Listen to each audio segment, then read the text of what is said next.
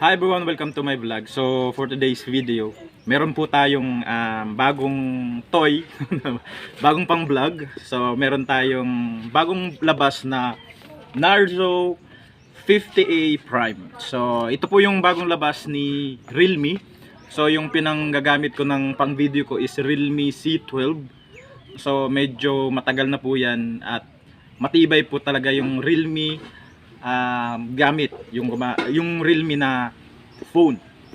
So ito yung bagong Realme ngayon is Narzo 50A Prime. So mag-unbox po tayo ng bagong Realme na labas. Ayan, so bubuksan na natin. Although nabuksan ko na to, na bumili kami sa mall. So ayan, so wala na, bukas na siya. Ang makikita nyo pagbukas nyo dito is ayan, so syempre yung mga ayun, yung pang ano sa SIM card, kung bibili ka na ng yung memory card. So ito, at yung mga syempre sa isang phone merong pong mga guide ba, number 1 po yung guide.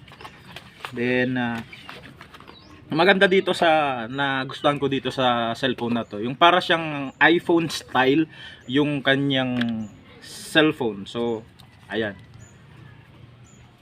yung ano po niya is ayan, parang iPhone po siya, parang iPhone yung design ng camera. Ayan, so yung ayan, maganda po yung ano niya, 50 MP and Realme mobile phone. Ayan, so gawa po ni Realme. So Realme original po siya.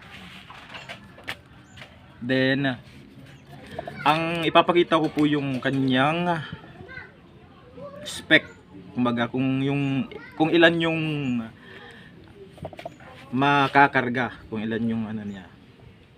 So about phone, ang ano po niya is device name is Realme Narzo 50A Prime, and version po siya is baseband and kernel. So yun po yung version po ng itong cellphone na to. And then Realme version R edition, and then Android version 11. So ang RAM naman po niya is 4.0 GB yung RAM po ng cellphone, and then device storage is 128 GB.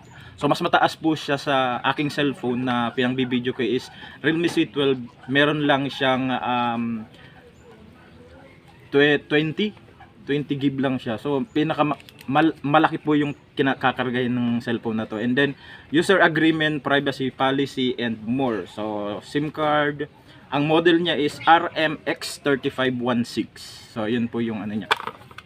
At ang nakakalungkot lang dito guys, itong bagong bukas na at itong bagong labas na Realme, pag binuksan niyo po siya, wala po siyang yung connector ng yung charger, wala po siya yung ayan, wala na siya, walang parang connector. Okay, so yung nakakalungkot lang dito, pero yung spec ng cellphone mataas po siya at maganda po yung sa pagva-vlog, at maganda po yung camera ng cellphone. Parang iPhone na po siya. So kapag bibili po kayo, meron po kayong mga binibigay na free, like yung headset. Ayan, so headset, bumili ako sa town center, meron po siyang free na headset, free na yung ano, yung ilalagay mo sa likod. Yan, yan yung free. And then yung case, free po yan. And then yung tempered, binili po yan para hindi agad masira.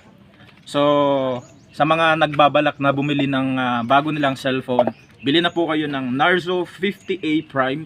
Ito po yung magandang pang vlog, hindi lang po pang vlog, pang personal use, at maganda po yung camera niya. So hanggang doon na lang. So don't forget to like, subscribe my YouTube channel, and more videos upload. Okay, thank you.